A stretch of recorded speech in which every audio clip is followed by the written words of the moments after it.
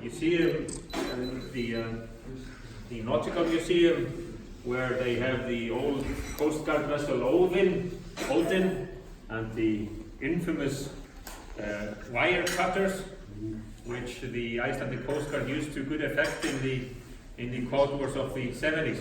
Now, the difficulty here arises from the fact that Ingimar almost lost all his cups, but managed. Now,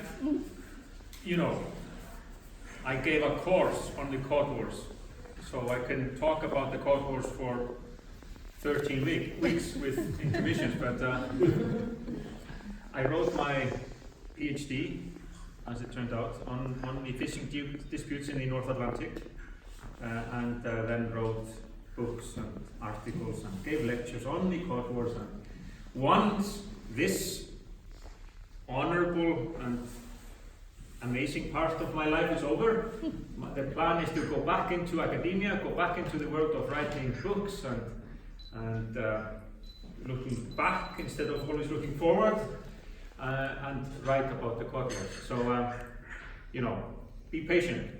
There will be more books by me on the CODWARS. Now, CODWARS, in a nutshell, fish around the island of Iceland, valuable resource, but not infinite, so struggles about access, and fishing limits gradually expanded, 3 nautical miles, 4, 12, 50, 200 ultimately, and all the time clashes with those who had fished here and wanted to continue to do so, primarily Great Britain. So I should have been prepared here, but I remember that Iceland had the upper hand because we had the 6 C's, the letter C. We had, and now I can't remember, I'll go, and we had commitment. This was a great, national issue for Iceland, whereas fishing in the UK, only of matter of direct interest for Hull, Grimsby, Fleetwood, scattered communities. So we had commitment. We had the Cold War, because we had a US military base at Keflavik, and Iceland a vital link in the chain of defense during the Cold War. So every time there was a Cold War, the Iceland would say, all right, to the Americans, we're calling up DC, if you do not support us and tell the Brits to back off, then we are leaving NATO and you can go. And we're going to ask the Russians for money to build factories here, and before you know it, you will regret not having supported us. So this was a great leverage. And then the third C was, I called it code of law, or like international law. But it had to begin with a C, so I called it code of law. International law was flowing in Iceland's favor. Then there were a few other C's. There were 6 C's. But the Brits only had the P's, the capital letter P. They had power, or like force.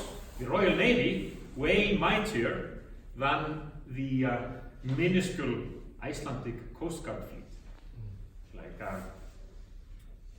On the eve of I think it was the second Cold War in the early 70s, the Icelanders realized that they had run out of bullets for their rifles on the Coast Guard, and better be sure that you can at least threaten that you will fire at an intruder.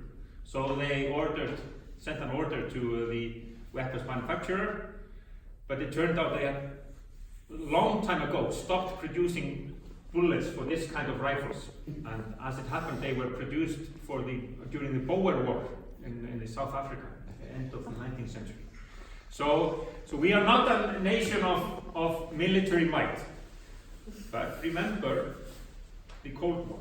You just cannot, when you're the Royal Navy, Britain, threaten to use fire, use your military might against tiny Iceland, a member of NATO.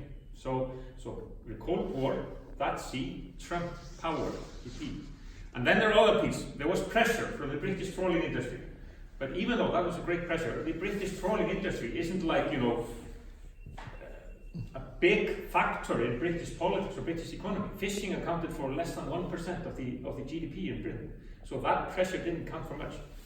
So on and so forth. At the end of it is that the 6 C's beat the 5 P's, and therefore I still won. So you remember that for your essays and for your exams. 6 C's beat 5 P's. It took me 5 years to reach this conclusion.